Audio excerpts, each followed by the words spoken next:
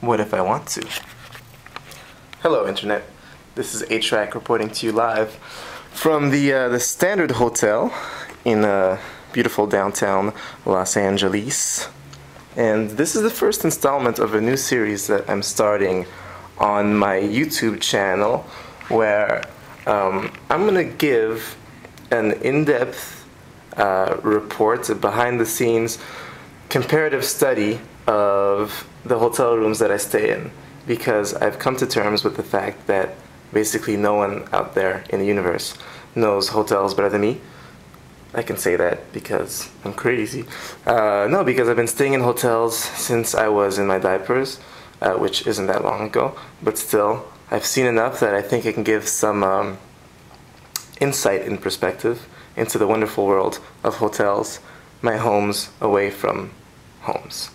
The Standard, as a first example, is really, I think, a good starting point. I mean, it's your typical boutique hotel.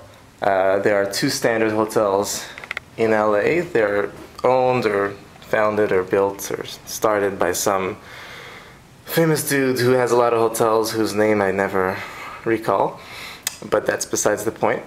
And so what's a boutique hotel? Is there a boutique shop in the lobby? I don't know. It doesn't really matter. They're called boutique hotels. They refer to this fad or this style or wave of hotels that came about in the last, I'd say, like 10 years or so, maybe popularized in the last 5 to 10 years. And they're not part of the big chains. They're not Westins or Hyatts or Hiltons or Hojos. And they're usually more designy and aimed at metrosexuals, basically, let's say it. I'm going to go right out and say it, metrosexuals. So, what makes a boutique hotel boutique, you know? What do you recognize it by? Well, it's a certain style of design, architecture. Here you have your modern, maybe Swedish-inspired design mixed with an open bathroom concept. I would call this a Moroccan shower. My mom's Moroccan, so I can say this without a hint of prejudice or racism.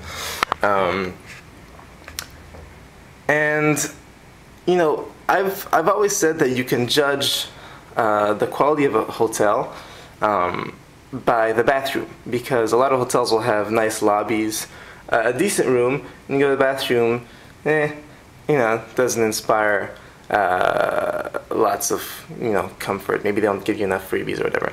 This bathroom is decent, and boutique hotels typically give you some sort of brand name product. I think the correct term is product. Here you have this brand, Kiss My Face. It's very enticing. If you go to the W, they give you, what's it called, Bliss. So, typical boutique hotel, modern design, brand name product, decent comfort. Sometimes the rooms are a little smaller than you'd expect. Here I'm on the top floor of the Standard, so the size is nice enough. You know, it's nice to stay at a hotel that has nice design. Usually the room service tends to be pretty good. Here it's pretty good. I had you know, a meal yesterday. I was satisfied, and I consider myself a fine palate. What are the shortcomings of these hotels? Sometimes they go so far with the sleek design that you can't find what you're looking for. Yesterday I was looking for a Kleenex because I had a little situation with the snot.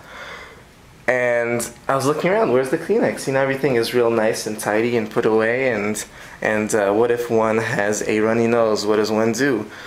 I had to use TP. I didn't like that. And then today I found the Kleenex by complete coincidence, by, you know, snooping around aimlessly.